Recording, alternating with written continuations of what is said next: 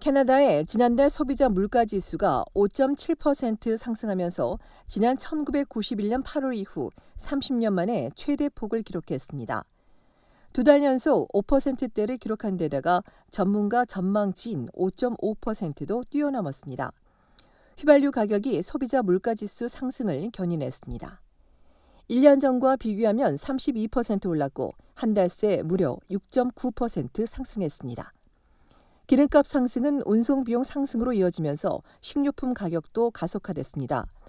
장바구니 가격은 2009년 5월 이후 최대폭인 7.4% 뛰었는데 특히 소고기 가격은 16.8%, 닭고기 10.4%, 달걀도 6.9% 올랐습니다. 주택가격과 임대료를 포함한 주거 관련 비용도 1년 동안 6.6% 오르면서 1983년 8월 이후 가장 빠른 속도로 상승했습니다. 가격 변동이 심한 석유류를 빼고 봐도 1년 전보다 4.7% 올라 역대 최대폭을 또 경신했습니다. 더 큰 문제는 러시아의 우크라이나 침공 이후 휘발유 가격과 밀 가격 급등은 이번 통계에 포함되지도 않았다는 겁니다. 때문에 이런 상황이 반영되는 3월 이후 소비자 물가지수는 상승폭이 지금보다 더 높아질 수 있다는 게 전문가들의 전망입니다. 11개월 연속 연방중앙은행의 인플레이션 목표인 1에서 3%를 넘어섰고 근원 인플레이션 평균도 1월 3.2%에서 3.5%로 상승했습니다. 이에 따라 인플레이션을 억제하기 위한 추가 인상 압박이 더해지면서 2주 전 기준 금리를 0.5%로 인상한 중은이 다음 달 또 올릴 수 있다는 전망이 우세해 보입니다. 한편 주별 물가를 보면 온타리오와 매니토바주가 6.1%씩 상승하고 브리티시 콜롬비아주는 4.7%, 알버타주 5.5%, 퀘벡주는 5.4%입니다.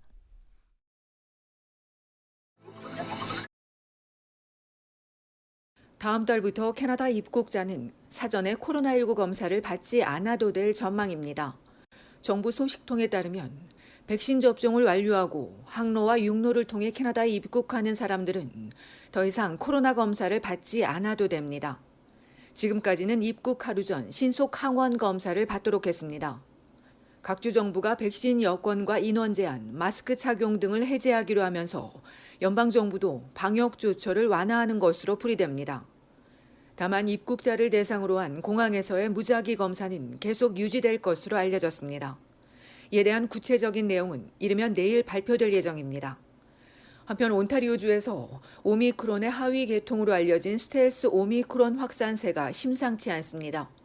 온주 보건당국은 조만간 스텔스 오미크론 감염률이 전체의 50%를 차지할 것으로 전망했습니다. 스텔스 오미크론은 전염력이 오미크론보다 더 센 것으로 알려졌습니다. 때문에 유럽에선 일일 신규 확진자 수가 다시 급증하고 있습니다. 스텔스 확산도 요인이지만 마스크 착용 해제와 이른 백신 접종으로 점차 면역력이 떨어지기 때문으로 전해지고 있습니다. 다만 지난달 세계보건기구에서도 발표했듯이 스텔스 오미크론 초기 데이터에 따르면 중증도는 기존 오미크론과 큰 차이가 없는 것으로 알려졌습니다.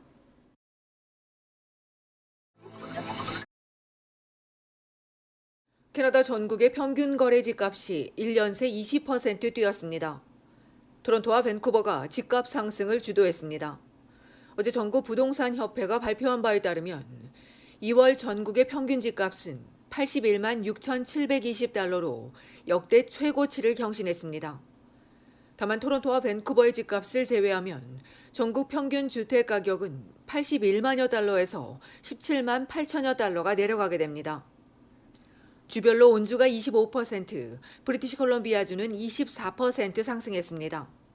알버타주 캘거리도 최근 석 달간 거래가 늘어 벤치마크 가격이 35%나 뛰었습니다. 지난달 주택 거래 건수도 5만 8천여 채에 달해 역대 두 번째를 기록했습니다. 협회 관계자는 향후 주택 구매자들이 계속 늘어날지는 좀 더 지켜봐야 한다며 올해는 지난해보다 8.1% 정도 낮은 61만 2천여 채, 내년에는 59만 6천여 채가 거래돼 더 줄어들 것으로 예상했습니다. 여협회는 최근 매물이 서서히 늘고 있어 앞으로 가격 상승폭은 다소 진정될 것으로 예상했습니다. 이런 가운데 전문가들은 연방중앙은행이 올해 기준금리를 6차례도 올릴 수 있다며 대출자들은 금리 인상에 미리 대비해야 한다고 강조했습니다.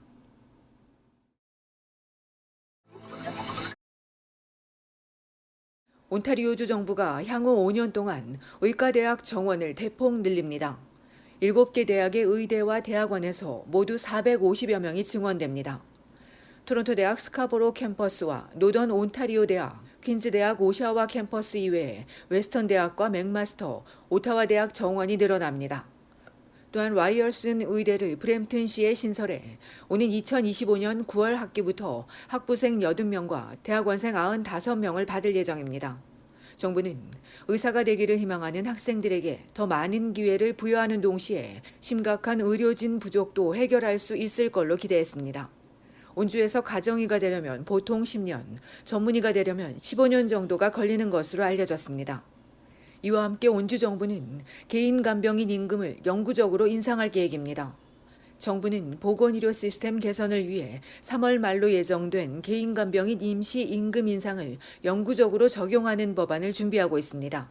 이들의 임금 인상 전 시급은 $16 50센트였습니다. 이번 인상안이 확정되면 15만 8천여 명이 혜택을 받게 되는데 특히 장기요양원과 커뮤니티 케어 분야 등의 개인 간병인은 시간당 $3씩, 공립병원 근로자는 시간당 $2씩 오를 것으로 알려졌습니다.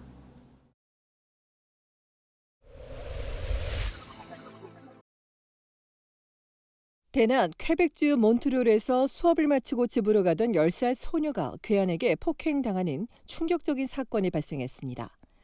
경찰에 따르면 21세인 탐비르 싱은 지난 월요일 정오쯤 포인토 트랑블 지역에서 다짜고짜 10살 소녀를 붙잡더니 주먹으로 얼굴과 머리를 수차례 때린 뒤 몇 미터를 끌고 갔습니다. 그러다 주변에서 시민들이 남성을 말려 폭행은 멈췄지만 영문도 모른 채 맞은 피해 소녀는 머리와 얼굴 등에 다발성 부상을 입은 데 더해 심한 정신적 충격을 받은 것으로 알려졌습니다. 이날 시민들의 협조로 남성을 붙잡은 경찰은 묻지마 폭행인 것으로 보인다며 가중폭행과 상해, 무기 소지 등의 혐의로 조사하는 한편 남성에 대한 사회 심리적 평가도 진행될 예정이라고 전했습니다. 한편 피해 학생의 학교 측이 학생과 교직원의 심리 상담을 지원하는 가운데 몬트리올 시장과 퀘벡주 수상 등은 남성의 폭행을 규탄하며 피해 소녀와 가족을 위로했습니다.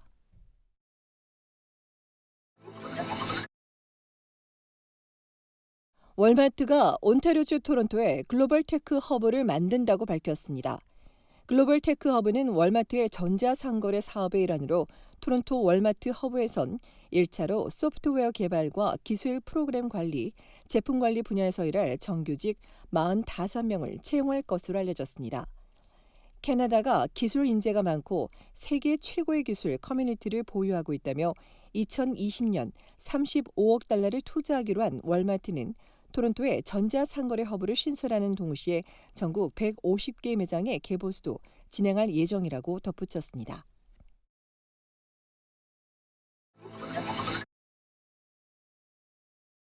브리티시 콜럼비아주 정부가 40세 이상 주민에게 코로나19 신속 진단 키트를 무료 배포하기 시작했습니다. 어제 BC주 정부는 만 40세 이상인 주민들은 약국을 방문해 개인 건강번호를 제시하고 5회용 검사 키트를 받을 것을 당부했습니다. 28일 간격으로 신속 진단 키트를 받을 수 있다고 전한 BC주 당국은 무증상일 때 약국을 방문하고 코로나 증상이 보일 때 키트를 사용할 것을 권고했으며 가족이나 다른 사람이 대신 수령할 땐 대상자의 이름과 개인 건강번호, 생년월일을 제시해야 한다고 덧붙였습니다.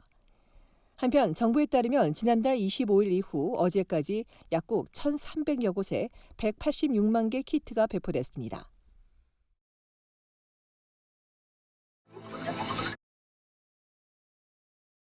캐나다인 대다수는 캐나다를 포함해 북대서양 조약기구가 러시아의 우크라이나 침공에 군사적으로 개입해야 한다고 응답했습니다.